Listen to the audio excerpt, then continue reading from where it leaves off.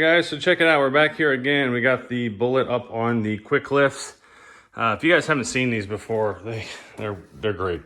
I had them for the Corvette. They work just fine on the Bullitt. What's up, Coda? So I got the car lifted up off of the ground on the quick lifts, secured, and the reason why is because I'm gonna do a couple things today. A couple parts that I ordered I can go ahead and install. You can see I got the Cobra side skirt caps, or the rocker caps, painted dark Highland green. Also have here the JLT cold air intake that's painted. We're not going to be putting the intake on, but I am going to be putting this on. This is the Steeda G-Trac brace, which goes on the bottom of the K-member, as well as putting on the MGW shifter kit that I got for the car that's in here. So we're going to pull all this out, take a look at it. This is the standard handle. You could go with the comfort or the, I guess, race or performance they call it. This is the standard, which gives you 30% less throw. So that's what's in this box, and we're going to get all that installed, as well as change the transmission fluid as well in the car. So there we go. So shifter kit.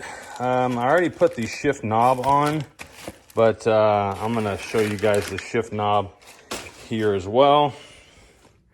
I got the shift knob from NGW, not MGW, sorry, my apologies. I got the shift knob from MRT. It's a custom made shift knob. It's got the Bullitt number on it.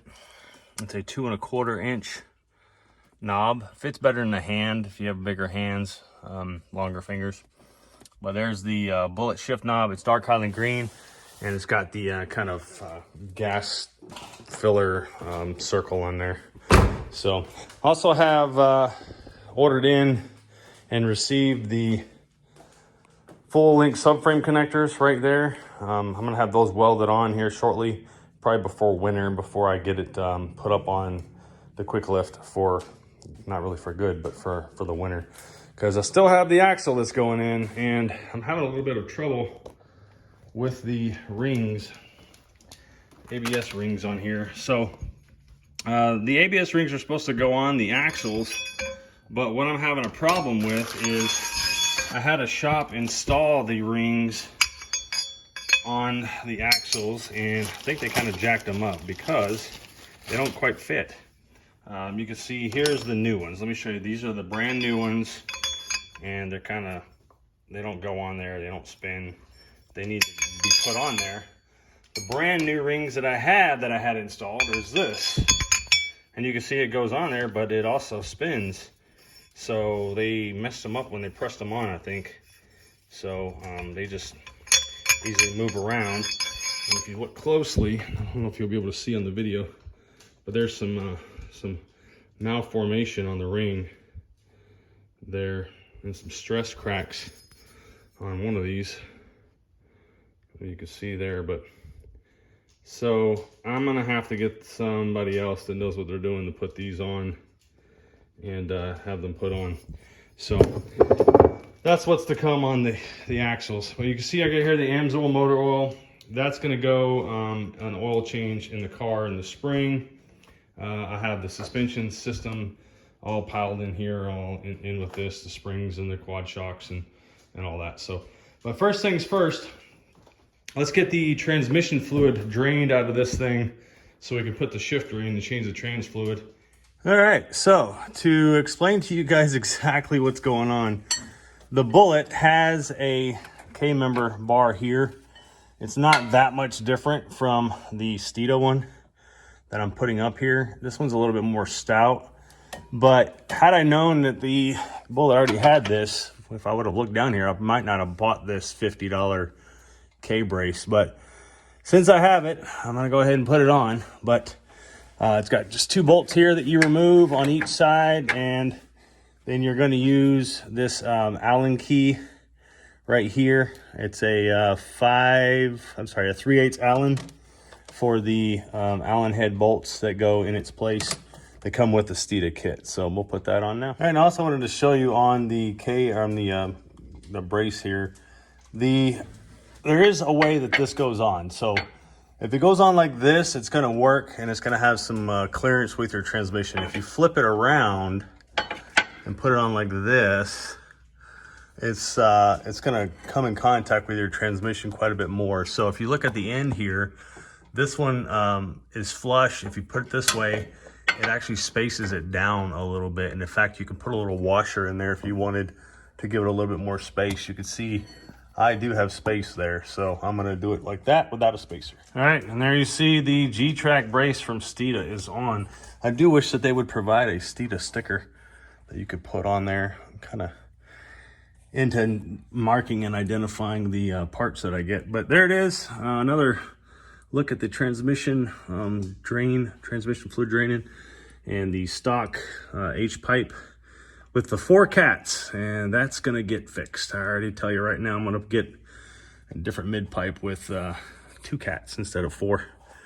Get rid of the pre-cats. And then you can see the Stinger catback exhaust back there that this car came with.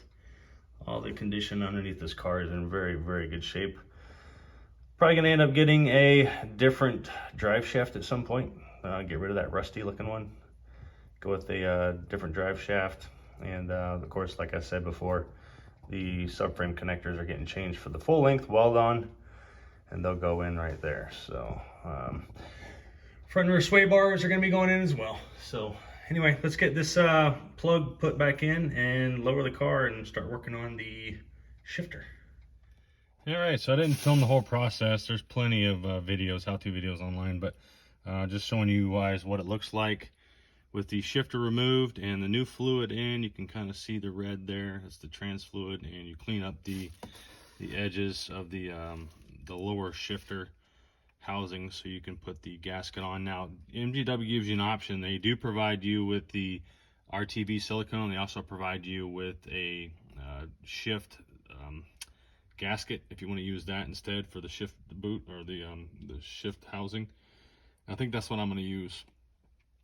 I've used it before on the Mach 1s and stuff, had good experience with that, so I'm not going to use the RTV. I'm just going to use the shift gasket. So, but let's take a look at the actual shifter itself.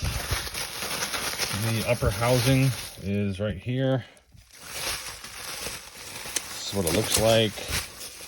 And I did take off the housing here. I'm sorry, the housing, the cup. You can see it's over there with the stock shifter. That cup right there, that goes on the bottom of this housing, and then this goes right on top like this. So we'll get the gasket put on and then get that cup put on and set this down in place. Okay, so there's the gasket set down in place. Now, if you're going to use that gasket, MGW does recommend that you use some blue Loctite on the bolts to secure the upper shifter mount to the housing on there. So put some blue Loctite on there and get this shifter put into place. All right, so we got the shifter in, got the dust boot on, the stock dust boot. It fits right over like that, pressed down nice and good. And then they also provide you this here, which is kind of more of a heat shield as well. That'll go in there and get tucked underneath the console, and then you will be able to put your handle on. This is the standard, like I said, but there is some adjustability in here to make it higher or lower and rotate it around. So we'll get to that in a second, but let's put that on. All right, and that's a wrap for tonight. So the shifter, shift knob, shift balls in there. I like it. It's in a good spot. Short throws. I'll show you right here real quick. So there's second, first, third, fourth, neutral, second again. That's what it looks like. So just took it for a test drive. You always want to do that after you do something to the car. So just took it for a test drive. It runs fine, works really well, and I'm happy with the throw and the length. So that is it for the Bullitt for the night. So catch you guys next time. Make sure you subscribe to the channel. We're gonna have a lot more coming up on this beast. So all right guys, take care.